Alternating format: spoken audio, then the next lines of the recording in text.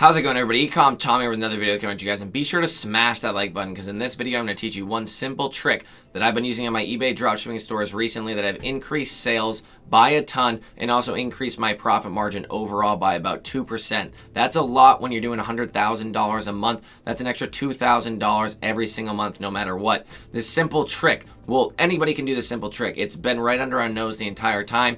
I've just never really gone out of my way to really experiment with it, but I did recently and I want to share it exactly with you guys. So before we get into it, please be sure to check out my new Instagram channel down below. I post 2 new posts to that every single day. That's native to Instagram and you won't see anywhere else. Also be sure to check out my free eBay dropshipping mini course in the description down below. It's going to help you get started if you are a beginner here. Be sure to like this video like I said, and also be sure to subscribe to my channel for more dropshipping content like this every single week. And when you do, hit that little bell notification so you get notified every single time I post a video like this. So without further ado, let's go into my account, let's go into my computer, and I'll show you exactly this simple little trick and how to go about doing it. So be sure to stay all the way until the end. I'll see you inside. All right, so here we are inside of my computer, and this is exactly what I was talking about. The number one trick right here to increasing your sales and your profit margins is using variation listings. And variation listings are something that you might see across eBay every once in a while, but not very many people actually do them. Number one, probably because they're a little bit harder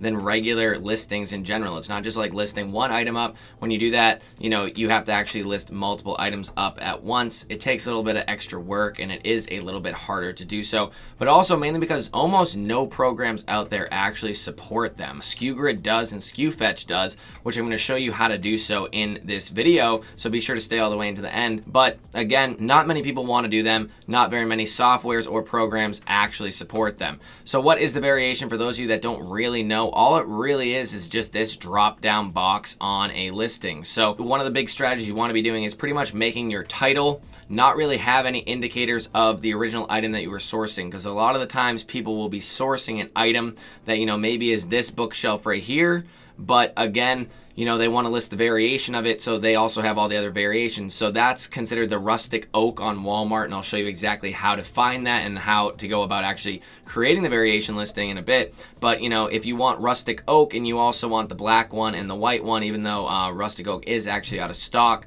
then you don't want rustic oak to be in your title that you sniped from somebody, because now you're doing a variation listing. So that's one of the big things about it is you want it to be like a very generic overview of what this item is, not any specifics to its color or its size or whatever the variation actually is.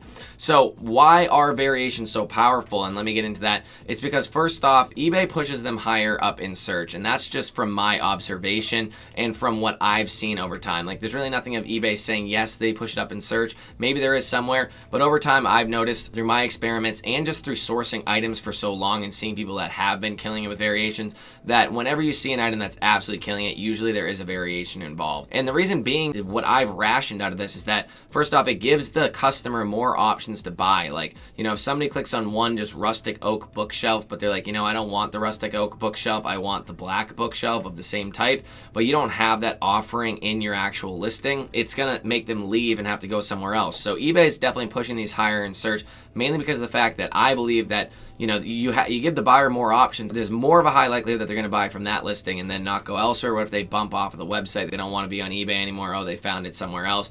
Anything like that, it gives somebody a higher likelihood of actually buying on eBay when they're actually there on that listing. So that's why they get pushed higher in search, I've noticed. So I brought up some statistics, really not like a PowerPoint or anything, but I put up 80 variation listings. I actually put them up 30 days ago, but the website that I was using as a supplier, not Walmart, actually got messed up with their variation listings for 15 days. So they've really only been up for 15 days. I think they've been up for 31 days altogether, but 15 of them they were out of stock on SkuGrid. And out of those 80 variation listings, these weren't me sourcing or following the rules of 5 times or more in the last 30 days, or having my VAs do that, or 10 times or more in the last 30 days. These are only listings that had sold at least once in the last 30 days, and the majority of them were between once and twice in the last 30 days from who we were sniping it from.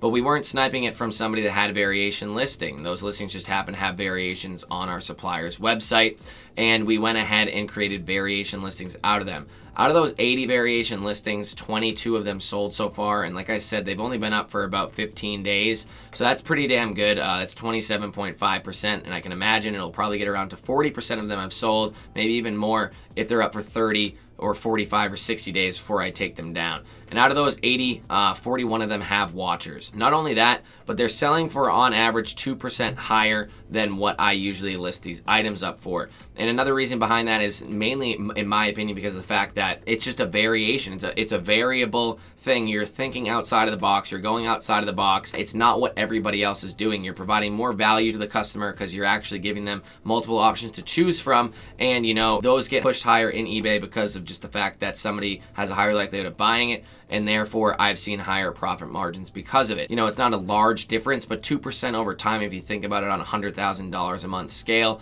which is what I'm usually pushing, you know, that's an extra $2,000 in my pocket, or maybe that's me hiring a couple extra VAs to then push my stores to even higher levels. So I've noticed even more profit, and I've noticed even higher amounts of sales or percentages of the sales out of those items. So not every item you can make a variation out of, and you know, but it is a lot of items out there do have the ability to do so, and a lot of people just either don't want to learn how to do it, or just don't do it in general, or don't know how to do it. So I'm going to show you exactly right now how to go about creating a variation listing. So first off, you want to Google somewhere just eBay variation categories or anything like that, because eBay does not allow variations in every single category on eBay. Don't ask me why. I really have no idea why, but they don't allow every category. So it says best practices, multi-variation listings are now available in the following categories. Use the lookup table. Just look up this URL. Use the lookup table below to find the category and subcategories with the listing feature. So pretty much what you would want to be doing is checking the category that the person that you sniped the item from has the item in. If that category fits the item very well, then, and it's a variation listing, then you're good to go. If that category, you know, fits it very well, but it's not variation category, then, you know, maybe look for something that maybe fits it and can go variation. There's a lot of different categories here. It's a lot of them. It's the majority of them, but not all of them. So, you know, make sure that your category, first and foremost, that you're going to be listing this item in can list a variation listing, because if not, then you're going to be wasting all of your time creating a variation listing inside of Skew Fetch, which I'm going to show you next, when in reality, it's not going to work. It gets to the very end, it lets you do everything, and then it just doesn't say, oh, well, when it tries to list it, this listing can't be done with a variation. So it's kind of upsetting that that's what we have to do, or that's how we have to go about it.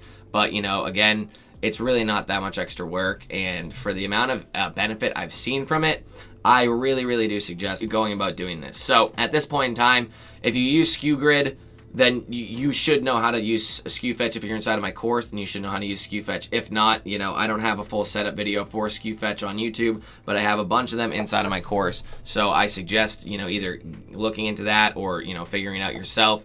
You're going to want to go into Skew Fetch. So Skew Fetch is, if you're inside of SkuGrid, and if you're not using this, then I don't know why you're not using SkuGrid. It's by far the best repricing and stock monitoring tool out there for eBay dropshipping, and just the amount of other things it can do. It's really, really, really worth learning. I know it's hard to learn, and I know a lot of people, there's some stigma out there about how it's a challenging software to learn, but again, you really should be learning it, and you really should be putting your time into doing so. So if you look at the top of your SkuGrid account, you'll see something that says Lister. When you click on it, you'll get to Skew Fetch, or you can go to app.skufetch.com and click Login via SkuGrid.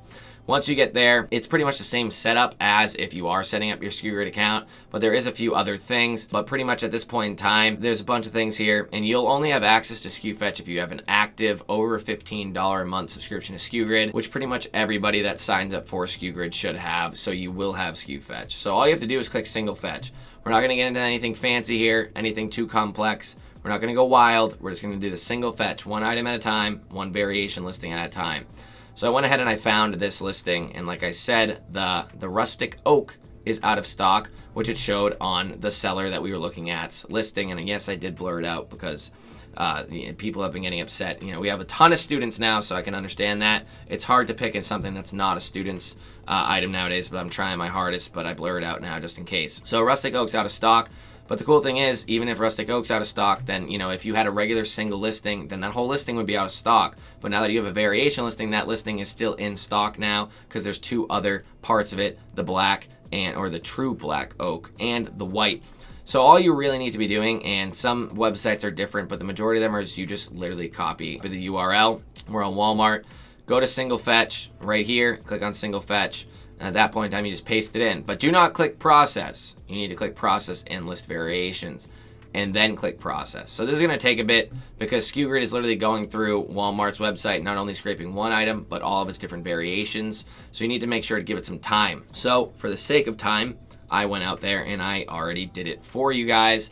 So here we are. So this is pretty much what you're going to be seeing. You're going to fill out some other stuff in the listing information above. That's where you're going to put in your item specifics. You're going to put in what shipping and handling policy it is. All this stuff I teach inside of my course. You're going to give it a new title. You're most likely, I would hope that you give it a better title than this. You can do your title optimization. I have many videos on that. Check up above. There's videos on that. And then you're just going to fill out all the other information. So the main thing that you want to see here for variation listings, that's going to make it different for variation listings, is first off, I would check and make sure that inside of here, you know, when we copy this URL, this was for the black bookshelf right here, but not for the white one. If we click the white one, the URL is going to change, say bookcase white. So this is for the black bookshelf. If you look in here and see the words black anywhere or anything that's pertaining to one specific variation of it, if you really want to make your listing seem as, you know, as organic as possible, then we can actually check right here where it says black, gorgeous true black oak finish. You know, if you have 3 variations, then it's only going to have one description. So you want to make sure that your description is just an overarching, you know, version of what, you know, an individual description would be. So it's not just picking on individual specific parts of each different item. It's just saying, oh, well, maybe this has instead of a gorgeous true black oak finish, to say gorgeous finish, and that's going to cover all 3, whether it's black, rustic oak, or, you know, white. So that's one of the main things that I teach my VAs to do, is pretty much make the listing seem like it's just an overarching listing encompassing all 3 of them, instead of that you just picked it from one individual listing. And at that point in time, one of the other main things you need to be doing, also make sure it doesn't say that in the title like I've said, is you want to come up here and click variation images. So you want to pick pretty much which one is which. So this is true black oak, and when somebody picks on the actual variation, clicks on it, this color will show up. So let's see if this person set it up correctly. If we click true black oak, see, it goes to the black one. If we click the white one, it goes to the white one, and then the rustic one we can't click because it's out of stock, but I would assume that it's set up properly. So that's what you're doing right here. You're doing this, and then all of these, you don't have to put all of them in. You can get rid of some of them, but you know, this one's white, this one's white, and that's pretty much it. This is going to be the rustic oak one.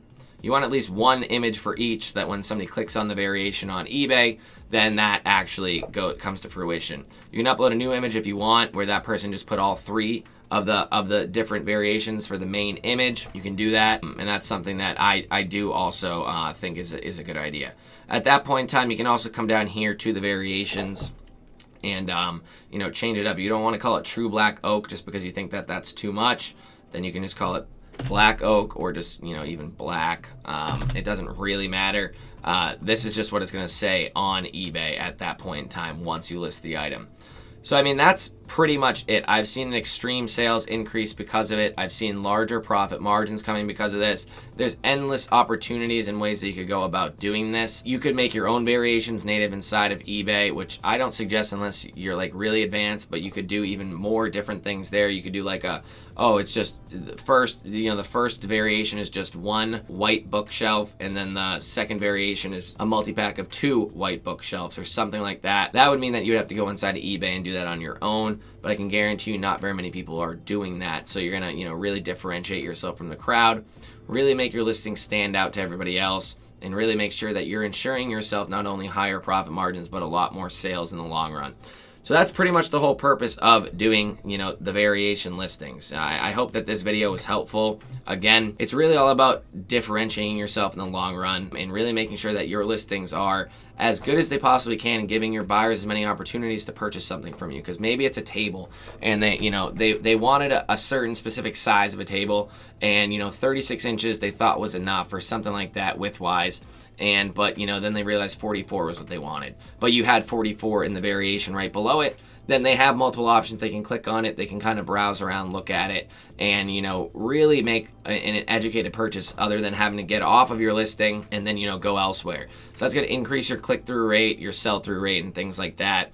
And I really do think that it is very beneficial to be looking into. So, you know, if you don't know SkuGrid, or if you haven't learned SkuGrid, I highly suggest you do so. look into their trainings online, look into my YouTube videos on it, look into my course possibly if you're interested. It's going to help you out a lot. I redid it about 3 months ago inside of the course, and a ton of information on it, step by step, exactly what you need. So look into the variations. Let me know down below if you have used variation listings at all, and if you've seen benefit from doing so, and also if you've seen an increase in, you know, sales, not only sales, but also profit percentage over time. I do think it is going to be very helpful for you in the long run. So if you like this video, like I said, please be sure to give that like button a smash. Hit that like button. Also be sure to follow me for more dropshipping content like this daily. Let's get up to 20,000 subscribers. I know I'm like 2,000 away, but you know, it's been a long journey, and I would love to get to 20,000 and even 25,000 by the end of the year. Let me know down below if you have any questions or any other videos that you want me to do for YouTube. I'm an open book at this point in time. I really have nothing, you know, that has more priority than the other at the moment on YouTube. So let me know what you want to see. I'll be happy to do it. And hopefully you enjoyed this video. Thank you very much, and I will see you in the next one.